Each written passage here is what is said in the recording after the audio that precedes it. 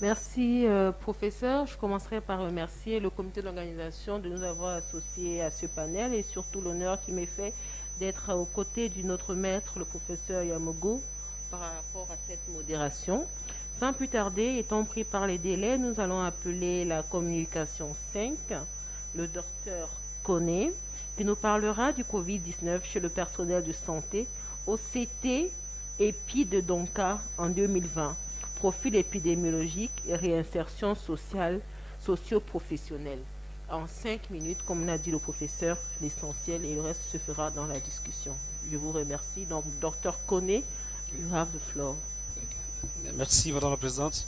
Alors, c'est avec beaucoup d'honneur que nous présentons ce travail portant sur Covid-19 sur le personnel de santé au CTP de Donka, profil épidémiologique et réinsertion socio-professionnelle. La Covid-19 est une maladie hautement infectieuse due par le SARS-CoV-2 qui a été signalée en Chine en décembre 2019. Rapidement, en janvier 2020, elle a été donc déclarée comme une urgence sanitaire mondiale. Le 11 mars 2020, déclarée pandémie. En Guinée, le premier cas a été enregistré le 12 mars 2020. Le personnel de santé est un groupe à risque très élevé car il constitue la première ligne la plus en charge. Et déjà avec l'OMS, nous avons ici noté 22 073 cas de personnel de santé atteints dans 52 pays selon l'OMS. En région parisienne, on notait 54 749 cas de personnel de santé atteints par le Covid. En Chine, les et collaborateurs dans leur hôpital comptaient 2900 patients, dont 5,5 étaient du personnel de santé. En Guinée, il n'y avait pas de données disponibles. L'objectif donc de cette présentation était de ce travail était de contribuer à une meilleure connaissance du profil épidémiologique clinique et évaluer la réinsertion socio-professionnelle du personnel de santé atteint par la COVID-19 au CTP de Donka, en République de Guinée.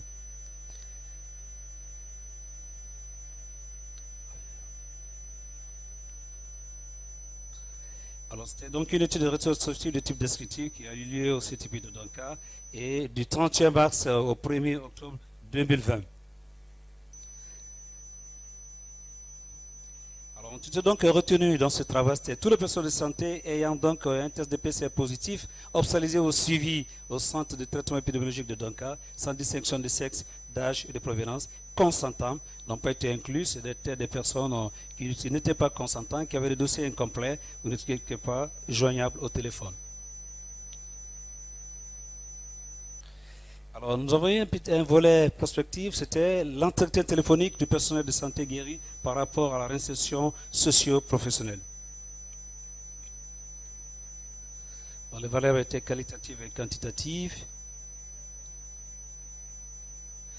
Alors, l'aspect éthique, le consentement éclairé a été obtenu, les informations garanties de confidentialité et le comité d'éthique national avait donné l'aval par rapport à ce travail.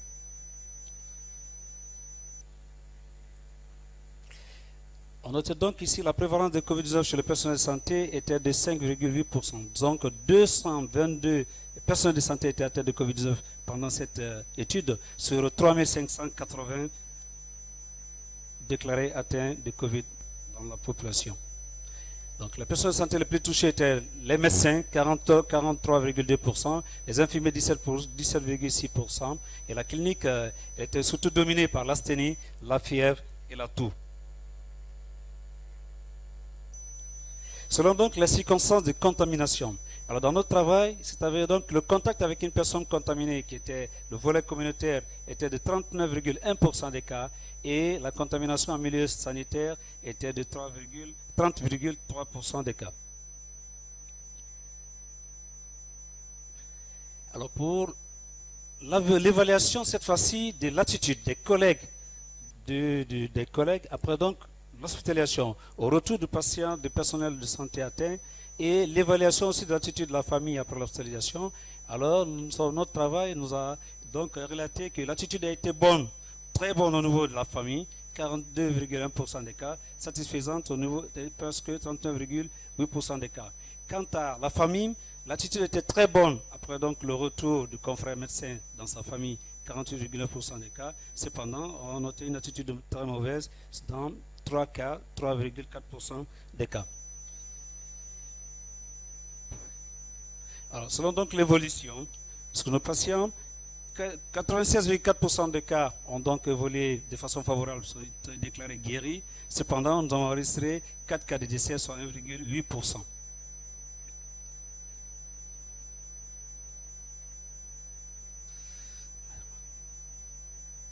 Alors la prévalence était donc faible dans notre série. Cette prévalence était avoisinée à celle obtenue en Chine qui était de 5,5% des cas. Le sexe masculin était majoritaire dans notre étude pour la simple raison que la couche féminine était moins représentative dans la profession médicale.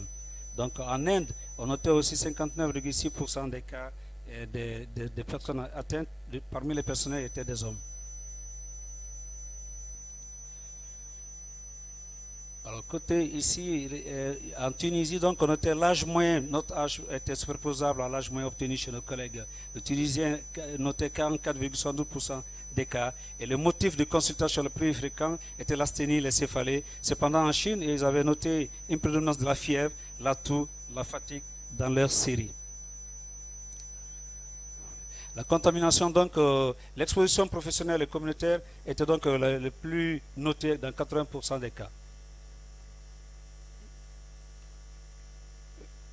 Et la majorité de nos patients étaient donc sortis guéris avec un faible taux de décès.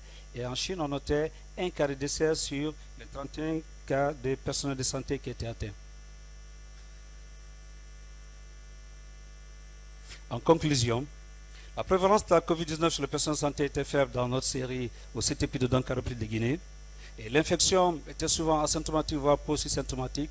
Le mode donc de contamination communautaire était donc dominant, suivi de la transmission en milieu sanitaire. Le traitement reposait sur l'hydrochloroquine et azithromycine. La réinsertion socio-professionnelle a été donc bonne dans la plupart des cas. Merci pour votre attention.